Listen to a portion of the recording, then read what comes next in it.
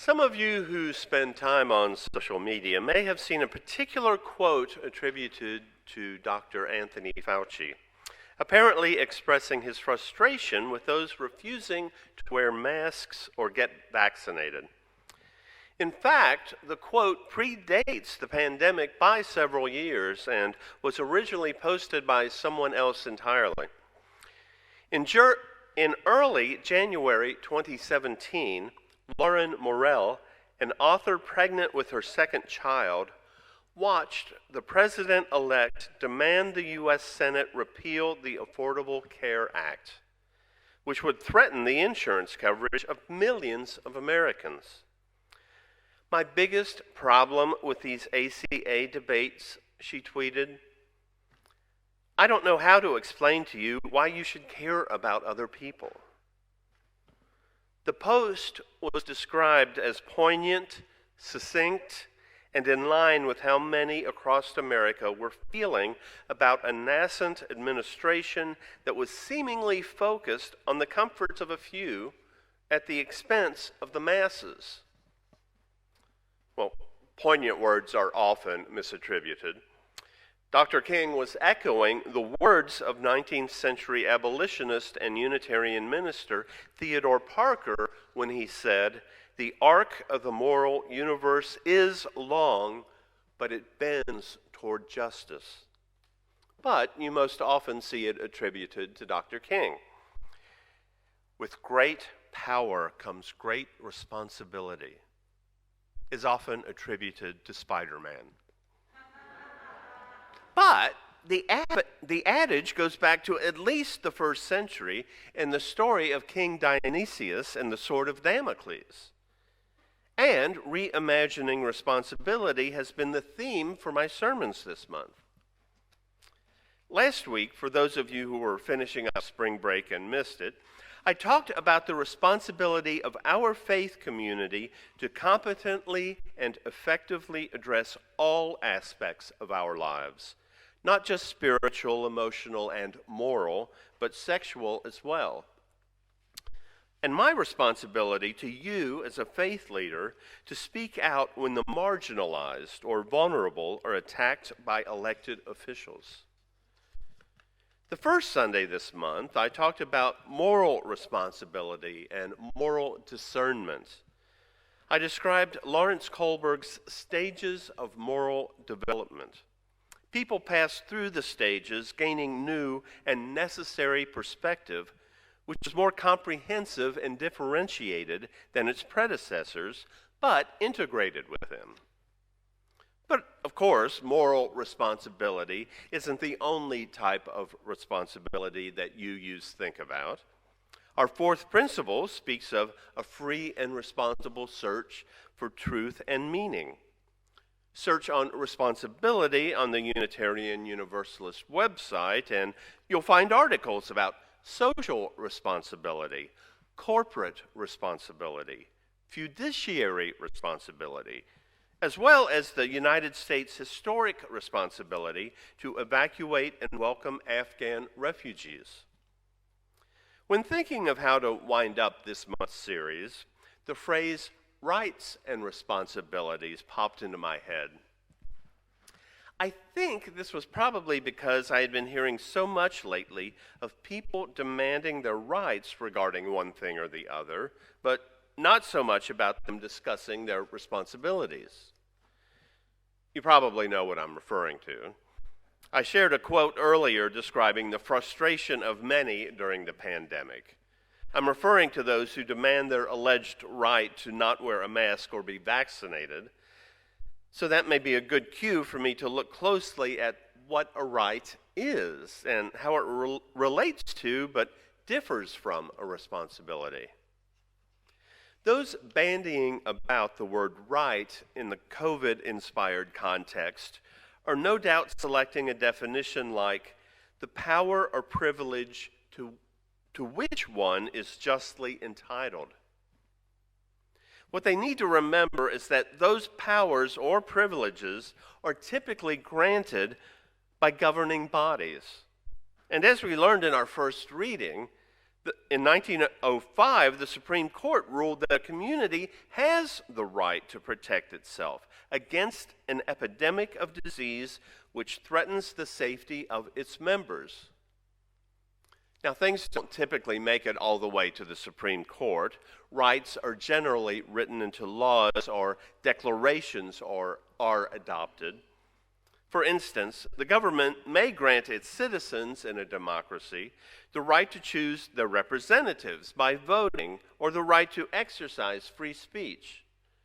The United Nations General Assembly adopted the Universal Declaration of Human Rights. It was drafted by a UN committee chaired by Eleanor Roosevelt, and it enshrines the rights and freedoms of all human beings.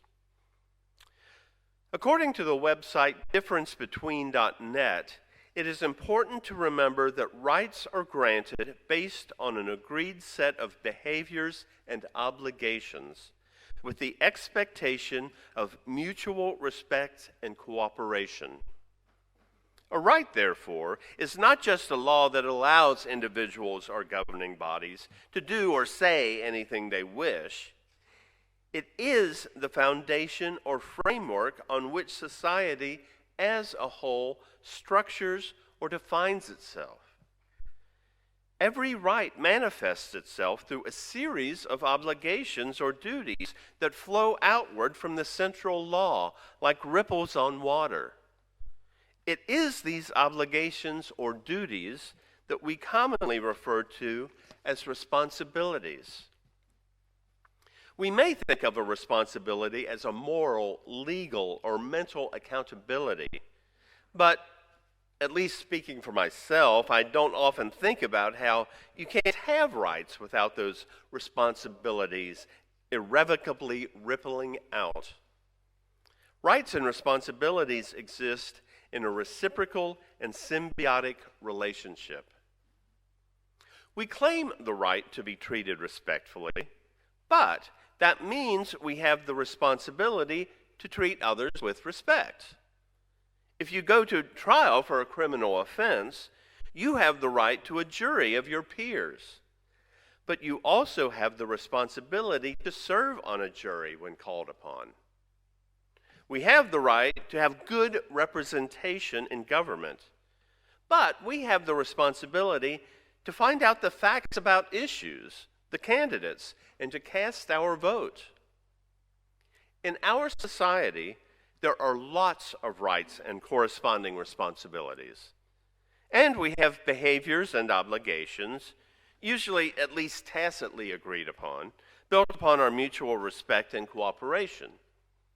For instance, we expect when someone borrows something from us, they'll return it. And we plan to return things we borrow in at least as good a shape as when we were lent it. But what if we're returning things to a faceless entity, not a person we know? Not a rake to our neighbor or a library book to the librarian who often helps us. Are we as conscientious about following through? How many people have recently found a Blockbuster video that fell behind the media cabinet? A viral discussion about a tweet by someone named Jared explored this very question. Jared's shopping cart theory suggests an individual's moral character can be determined by whether they take the shopping cart to the designated spot after they're finished with it, or whether they just leave it there somewhere near their car. Jared wrote, "The shopping cart is the ultimate litmus test for whether a person is capable of self-governing. To return the shopping cart is an easy, convenient task, and one which we all recognize as the correct, appropriate thing to do. To return the shopping cart is objectively right. There are no situations other than dire emergencies in which a person is not able to return their cart. Simultaneously, it is not illegal to abandon your shopping cart. Therefore, the shopping cart presents itself as the apex example of whether a person will do what is right without being forced to." I've noticed a similar but more potent example in my apartment building.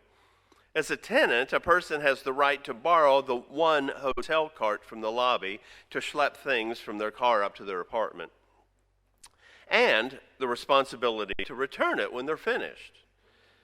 But on more than one occasion, I've seen the cart just sitting in the hall unreturned. Since there is only one hotel cart, I find it especially egregious that people don't return it. The staff doesn't know that they're finished with it or where the cart has ended up. And at least you're not typically depriving someone else of using a shopping cart at the grocery if you don't return it. But Jared continued his viral tweet by describing how one is not punished for not returning the grocery cart.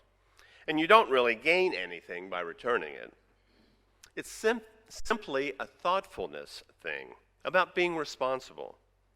Setting aside exceptions like those whose medical condition make it difficult to even get the cart to their car in the first place, and getting your quarter back at Aldi, it may not be going too far to extrapolate this to those who are unwilling to help protect or help more vulnerable members of society, if it means any inconvenience whatsoever to themselves.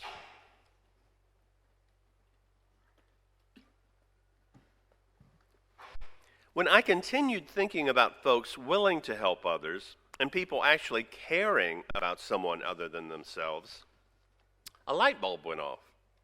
I went back and looked at those 6 stages of moral development that I mentioned earlier and preached about in detail a few weeks ago. The first 2 stages are common in children. Stage 1 focuses on the direct consequences of their actions on themselves. It's obedience and punishment driven, so there's no punishment for not putting your cart away, so it must not be wrong, or at least I don't need to worry about it since I'm not being punished. It's not until stage 5, which many people don't even reach, that the world is acknowledged as holding different opinions, rights, and values, and that such perspectives should be mutually respected as unique to each person or the community, actually taking other people into account. Next, stage 6 is justice. I realized as the stages progress, the focus moves from oneself to others' effects on oneself, to actually considering others and their feelings and their opinions, perhaps leading to someone in a later stage to wonder about those in an earlier one. I don't know how to explain to you why you should care about other people. Caring for one another is a core spiritual practice for Unitarian Universalists, and we are drawn to look outside ourselves to others. We offer support and compassion to one another. What we call pastoral care isn't only offered by the pastor. Just as we have the right to be cared for when we are in distress, we have the responsibility to care for others when they lose a loved one or experiencing a divorce or have health issues, and rejoice with one another when happy life events occur. And may I add, as an aside and as a personal favor, please accept your responsibility to let the church know when you have something happen. I do want to know. You may not think there's anything we can do about it anyway, or you think I'm too busy or too grumpy. But please let me know anyway. That's why my cell phone number is on my business card. Just as caring for one another is a core spiritual practice, how we treat one another is central to our faith tradition. You've probably heard me say that we are a covenantal, not creedal community. We covenant by agreeing on how we will treat one another and the world. We don't agree that we'll all share a creed by believing the same thing. According to the Unitarian Universalist website, covenant is the silk that joins Unitarian Universalist congregations. communities, and individuals together in a web of interconnection. The practice of promising to walk together is the precious core of our creedless faith. It continues, covenant is both a noun and a verb.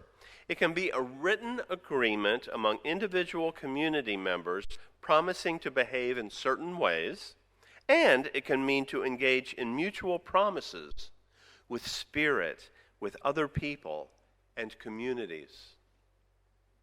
And back to the stages of moral development for a moment. Well, by stage 5, people are respecting the rights and perspectives of others. Stage 6 is grounded in justice. Just as caring for one another is a core spiritual practice, justice is at the core of our faith. Those in our congregation work for justice and are intent on making a positive change in our city, state, and country. We advocate, organize, and act for justice to live out the values of our faith. And as we saw just this week, we respond immediately when an influx of immigrants needs our help. In our second reading, Marie Curie addressed improving individuals, including ourselves and the world.